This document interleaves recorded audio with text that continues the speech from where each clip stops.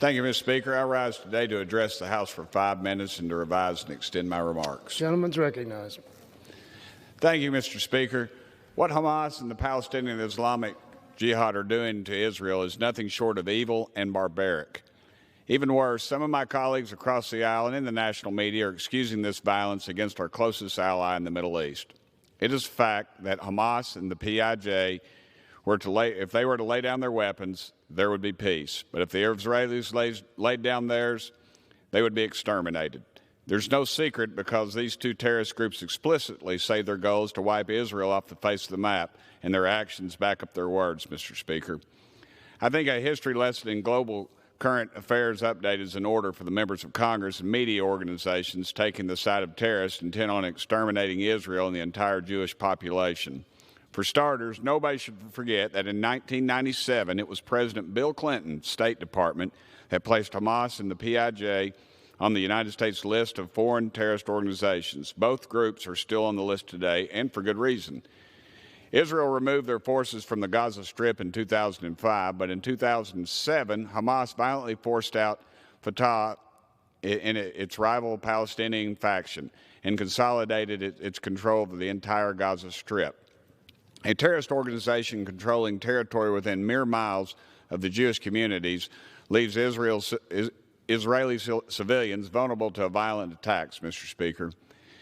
Israel's military blockade protects its rightful homeland from infiltration by radical jihadi terrorists. The blockade is important for preventing the transfer of weapons from the Iranian Revolutionary Guard, which gives support to Hamas and P.I.J. God only knows the devastation recent missile attacks would have inflicted on the Iranians if they were able to smuggle guided missiles into the Gaza Strip. Despite the blockade, Hamas and P.I.J. still construct their terror tunnels and manufacture their rockets with dual-use materials like concrete, steel, chemicals, fuel, and explosives, and many other things. These materials, which the Israelis allow to pass through their blockade, are meant for infrastructure in Gaza, only to wind up confiscated by the terrorists for their horrific attacks, Mr. Speaker. And if anybody questions the existence of the tunnels for their use, I recommend they go on the next Cadell to Israel to see for themselves. I've been there and stood in them, and they are, in fact, 100% real. This is a dilemma for Israel. They want to improve civilian life in Gaza by letting these important materials pass through its blockade, but they also know their enemies will steal these materials and try to harm Israelis.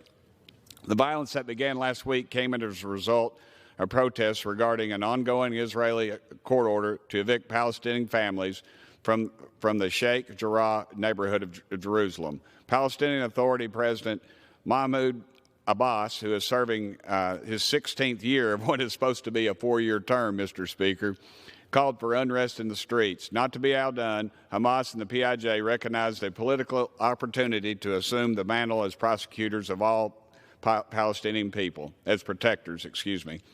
These terrorist groups responded by gutlessly and indiscriminately firing over 3,000 missiles since last Monday at hospitals, schools, and other civilian population centers across central and southern Israel.